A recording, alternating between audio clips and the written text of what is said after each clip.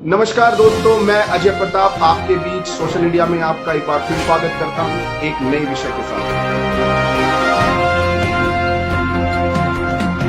पहली घटना 2 दिन पहले उत्तर प्रदेश के जौनपुर जिले के बरेली गांव में मंगलवार 9 जून रात को दलितों के साथ हुई। बात यह है कि सहवाज नामक लड़के को दलित बस्ती के बच्चों से बकरियां चराने को लेकर विवाद हो गया। इसके बाद दोनों समुदाय के लोगों में दिन में थोड़ी बहुत नोकझोंक हुई, कहासुनी हुई, लेकिन रात में मुस्लिम पक्ष के सैकड़ों लोगों ने मिलकर लाठी डंडों और बंदूकों के लैस होकर दलित बस्ती पर हमला बोल दिया। हवाई फायरिंग की गई, वाहनों में तोड़फोड़ की गई और कई घरों को आग के हवाले तक कर दिया गया। गैस सिलेंडर में आग लगने के कारण वो फट गया, उससे बहुत सारे पशुओं की भी मृत्यु हुई है और बहुत ज्यादा नुकसान भी हुआ है। इतनी भयावह घटना के बाद इस मामले में स्वयं मुख्यमंत्री योगी आदित्यनाथ ने संज्ञान लिया है और मुख्य आरोपी नूर आलम और जावेद सिद्दीकी समेत सभी 57 नामजद लोगों के खिलाफ एसए के अंतर्गत कार्यवाही करने का आदेश दिया है। जी हां, 35 आरोपियों को हिरासत में ले लिया गया है। अभी बाकियों की तलाश जारी है।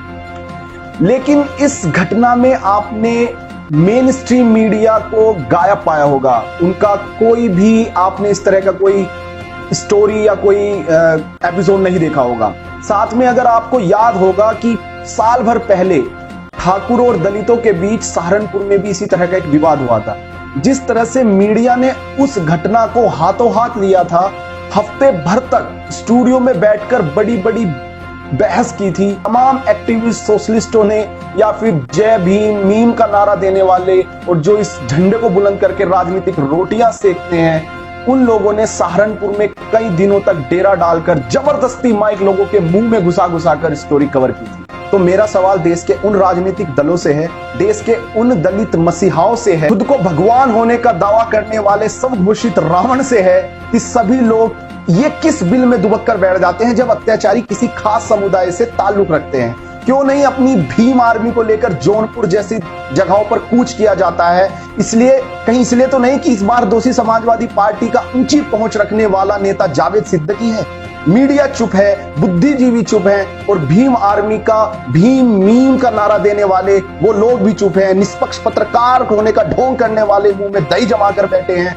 लेकिन आप चुप मत बैठिए, आईना दिखाइए उन दोगले लोगों को जो सिर्फ अपनी सुविधा के अनुसार खबरों को तोड़ते हैं, मरोड़ते हैं, समाज में द्वेष खाई खोदने के साथ साथ मीडिया पर बड़ी बड़ी 2-4 बीघा सोशल मीडिया पर 2-4 बीघा लंबी पोस्ट लिखते हैं, समाज को विभाजित करते हैं और अपने नापाक प्रपंच करने से बाज नहीं आते हैं। सोशल इंडिया किसी भी जाति धर्म के लोगों के बीच किसी भी प्रकार की हिंसा की पैरवी कतई नहीं कर रहा है, लेकिन उन लोगों को तो आईना दिखाना ही पड़ेगा ना, जो अपनी सुविधा अनुसार देश में अपनी नफरत का बीज बोने का काम कर रहे हैं।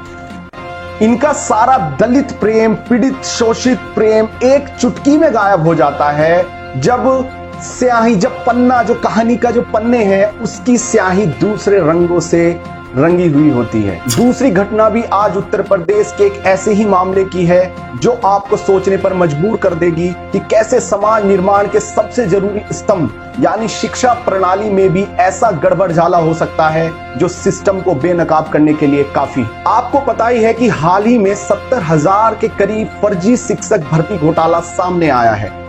अलग अलग दावों के बीच एक कहानी जो सबके सामने आ रही है वह कुछ इस प्रकार है कि अनामिका शुक्ला नाम की एक युवती एक साथ 25 जगहों पर नौकरी करने पर पगार उठा रही थी। अब आपको पता है कि 2017 में योगी सरकार आने से पहले सपा सरकार में यूपी के टीचर्स की नियुक्ति के लिए डिस्ट्रिक्ट यानी कि जिला स्तर की व्यवस्था थी। इस व्यवस्था में कैंडिडेट यूपी के विभिन्न जिलों में नौकरी के लिए अप्लाई कर सकता था।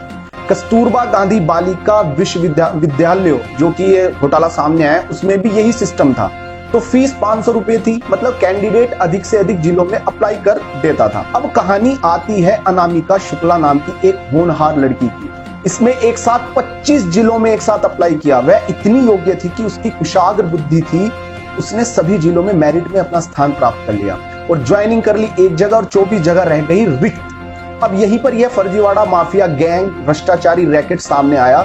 इस रैकेट ने 24 फर्जी अनामिका शुक्ला तैयार की, उनके फर्जी पेपर बनवाए, मार्कशीट बनवाई, सब फर्जी करा करके कर दिया। आधार की अनिवार्यता समाप्त कर दी गई, आईडी भी फर्जी बनवा ली गई।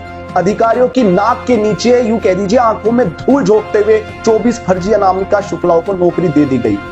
अब 25 जिलों के अधिकारियों को धोखा दे दिया गया है।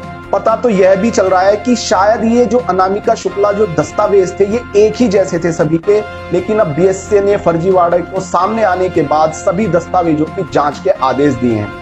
मूल पहचान पत्रों को शैक्षिक दस्तावेज होते हैं, दस्तावेजों की जांच चल रही है और कौन सा असली है कौन सा नकली है इसके बारे में अभी ये सब जांच का विषय है और जांच बैठी हुई है बड़े स्तर की। लेकिन इतना तय है कि 24 फर्जी अनामिका शुक्ला तैयार की गई है और उन्होंने सरकार को चूना लगाया है। बड़ा सवाल यह है कि ये फर्जीवाड़ा सामने आया कैसे है, कैसे इस रैकेट का खुलासा हुआ है। तो भाई योगी सरकार आने के बाद उन्होंने मानव संपदा जैसे पोर्टल की शुरुआत की, जिसमें सभी कर्मचारियों का डाटा अपलोड करना अनिवार्य कर दिया गया। अब आपको पता है कि ये डिजिटल पोर्टल जो भी होते हैं इस तरह की संदिग्ध एंट्री को तुरंत पकड़ लेते हैं। दूसरा, यूपी में सभी सरकारी कर्मचारी जिनका सालाना वेतन 2.5 लाख से ज्यादा है उनको इनकम टैक्स रिटर्न फाइल करना अनिवार्य कर दिया गया है। अब भाई इन्होंने सारा फर्जी घोटाला तो किया, सारे डॉक्यूमेंट्स बनवाए, लेकिन फर्जी टीचरों के लिए फर्जी पैन कार्ड बनवाना बहुत ही मुश्किल हो गया था। इसी कारण ये घोटाला सामने आया है। अब जाकर फर्जी नामों से नौकरी कर रहे लोग रडार पर आने शुरू हुए। यह कहानी सिर्फ अनामिका शुक्ला से नहीं बल्कि 4000 लोग इस घोटाले खेल में सम्मिलित हैं। इन सब की लंबे समय से जांच चल रही थी। मार्च 2020 में तो 10-20 रोजाना सरेंडर भी कर रहे थे, लेकिन बीच में कोविड आ गया और ये लॉकडाउन आ गया, इस कारण कार्यवाही स्थगित करनी पड़ी। और अब जाकर जब ये कार्यवाही दोबारा रिज्यूम हुई है, दोबारा शुरू की गई है, तब जाकर अनामिका शुक्ला का नाम उछला है। लेकिन इस बात से यार इनकार नहीं किया जा सकता। हो सकता है कि यार ये जो ओरिजिनल शुक्ला है ये निरपराध हो। अब यार शायद विक्टिम बना दी गई हो, जिसकी आइडेंटिटी, उसका नाम हड़प कर इन माफियाओं ने, इस फ्रॉड गैंग ने उसका इस्तेमाल किया हो। अब यार फ्रॉड करने वाले की तो पहचान छुपी हुई है, वो तो सामने नहीं आ रहे। पर अनामिका शुक्ला जो भी एक होनहार लड़की थी, वो एक नटवर लाल की तरह एक टॉपर थी, जो उसे नटवर लाल की तरह बदनाम कर दिया गया है। इस केस में अब तक टॉपर को भी गिरफ्तार कर लिया गया और उसके सही 2400 से ज्यादा नाम पकड़े जा चुके हैं और 1600 पकड़े जाने बाकी हैं।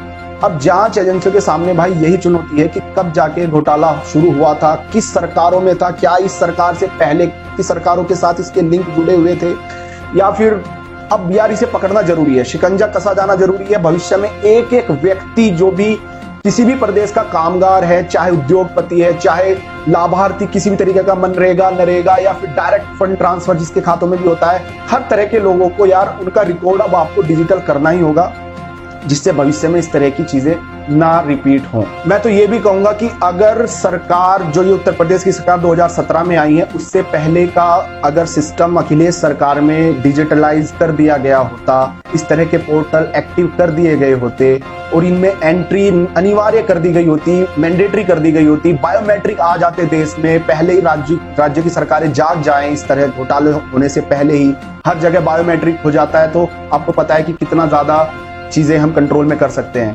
तो ये इस तरह के घोटाले सामने नहीं आते। यार हमें डिजिटलाइजेशन इंडिया की तरफ जो प्रधानमंत्री मोदी का भी एक सपना है, उन्होंने आह्वान किया है, जैसे वो प्रधानमंत्री बने उन्होंने एक मुहिम भी चलाई थी इसके अंतर्गत। तो यार उनकी बात बताऊं, उन्होंने मुख्यमंत्री होते हुए गुजरात में 2013 से पहले तक भी पूरा गुजरात का जो भी पोर्टल्स थे, इस तरह के जो भी लोग वहां पे रोजगार करते थे, जो भी वहां के कर्मचारी थे, उनका सबका डिजिटल डाटा मेंटेन किया था, उनके पोर्टल्स में एंट्री अनिवार्य कर दी गई थी।